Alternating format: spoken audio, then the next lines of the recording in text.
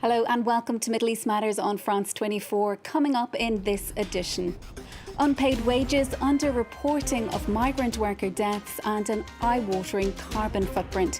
Just some of the concerns being expressed by rights groups and environmentalists as Qatar prepares to host one of the planet's biggest sporting events. Just weeks before the opening match, we bring you a special edition on the FIFA World Cup.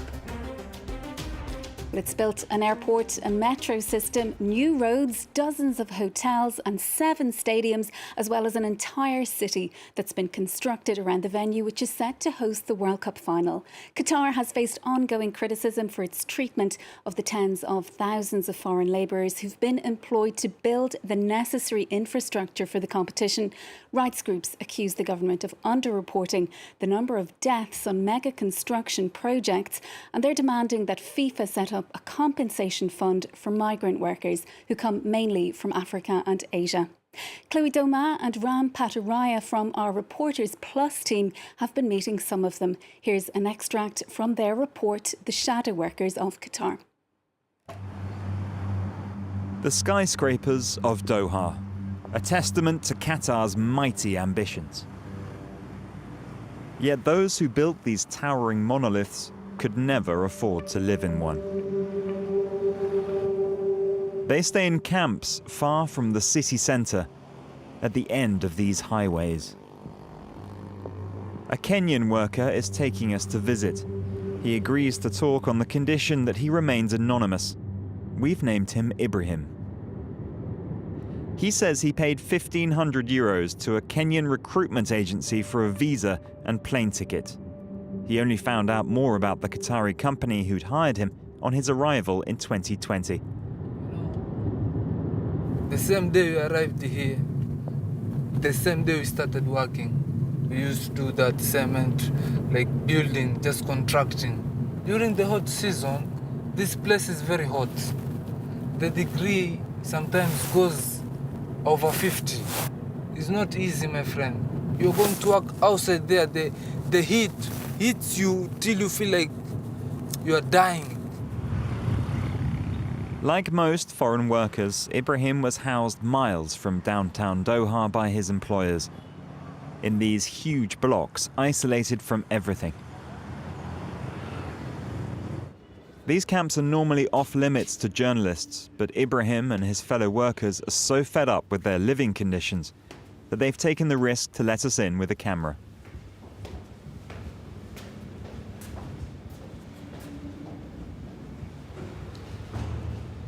The workers cleaned up all they could right from the start, but they still lack basic necessities. This is our accommodation. See? Some come inside. Some people are sleeping down here. In the night, some people sleep down here. Someone do like this. Why like this? The company say will provide us bed, the company will provide us food. There's no canteen, no refrigerator. There's not even a dedicated cooking area. And this is how we cook our food here. We're just trying to survive here.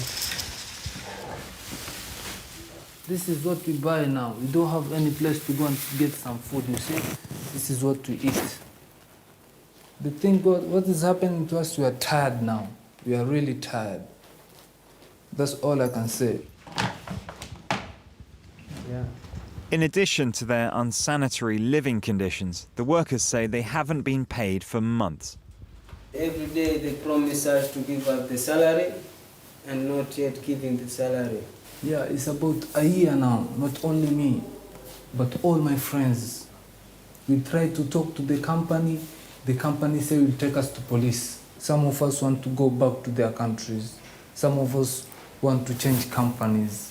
The company has taken all our passports.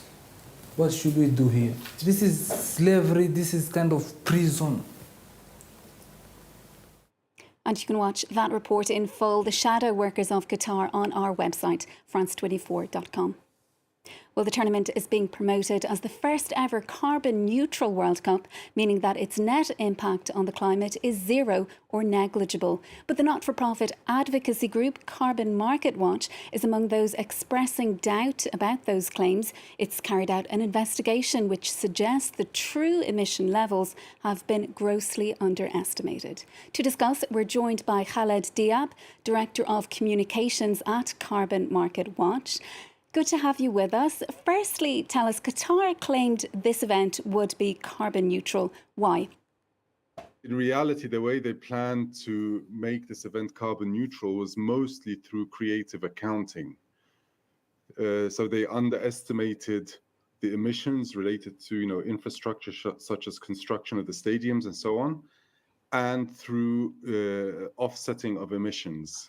Well, they announced a number of green initiatives. These aren't strictly related to the carbon neutral claim. They're supposed to be something to make the tournament greener, but they're not related to the carbon neutral claim. And they include the district, a sustainable district, which is supposed to be sustainable because it has shaded streets and the streets that are designed to capture the breeze and so on. They have trams that they say use clean energy. They have something that's familiar in a lot of European cities, like dedicated bike lanes and so on. And they say they used eco-friendly building materials to construct the district. They've also announced that they have green spaces, so that's supposed to make it more sustainable as well. And they have what they call a tree and turf nursery to grow sort of saplings and the grass for the stadiums. But this is like in the desert, and it's very, very water intensive. So how sustainable something like that is very much open to question.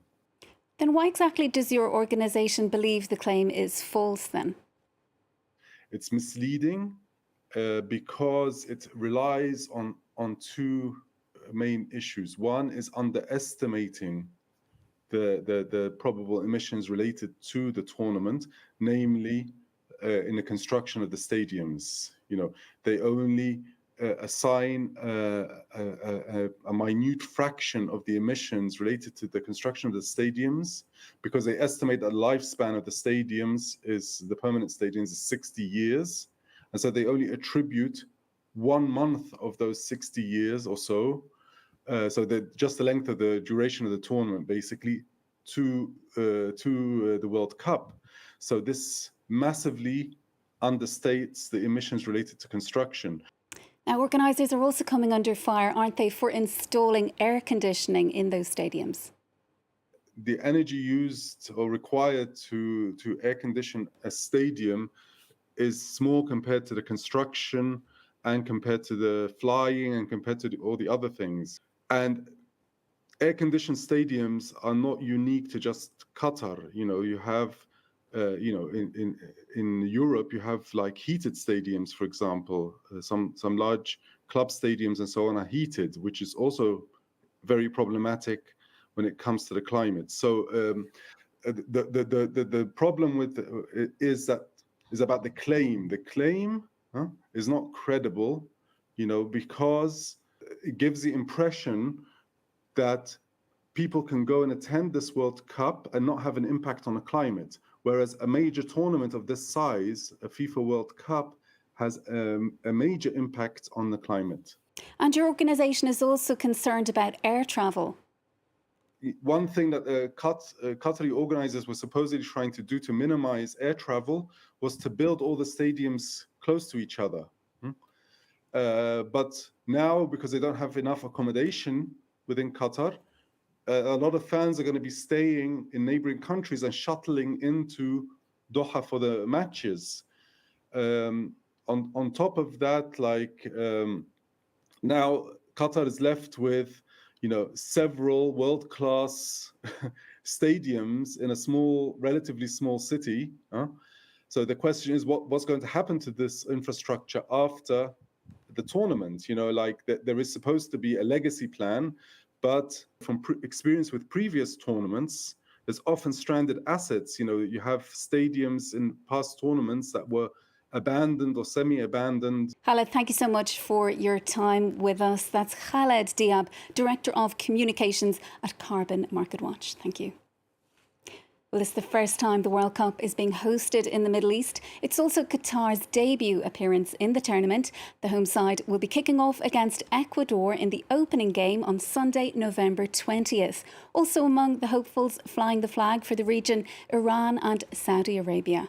Leo McGuinn takes a closer look at their prospects. With the World Cup just 3 weeks away, excitement ahead of the tournament in Qatar has reached fever pitch. It will be a World Cup of many firsts. The first to interrupt Europe's major leagues, which will be on a month-long hiatus. The first to be played in air-conditioned stadiums. And also, the first World Cup to be played in the Middle East. Qatar is just one of the many Middle Eastern nations full of passionate football fans. But when it comes to football's major international tournament, there has not been much success. Turkey's third-place finish in 2002 by far the best result for a Middle Eastern nation, but that was a flash in the pan, rather than a sign of things to come. Out of the 17 nations considered to be part of the region, only 6 have previously played at a World Cup. Qatar will make that 7 in 2022 as the host nation. They'll be joined by Saudi Arabia and Iran. Some big Middle Eastern names missing out on the party, Egypt and Turkey amongst others. Superstar Mo Salah forced to watch the action from home rather than on the pitch. Saudi Arabia have qualified for 6 out of the last 8 World Cups, but have only progressed past the group stage once. Iran have also qualified more often than not as of late, but unlike Saudi Arabia, they have never progressed beyond the group stages. For newcomers Qatar, some see them as just making up the numbers, but the men in maroon are no pushovers. They won the Asia Cup in 2019. For their debut World Cup appearance, Qatar have been drawn into a group with the Netherlands, Senegal and Ecuador. And passage through to the second round isn't beyond the realms of imagination. Well, that's it for this week's special edition of Middle East Matters. Stay with us here on France 24 for more world news.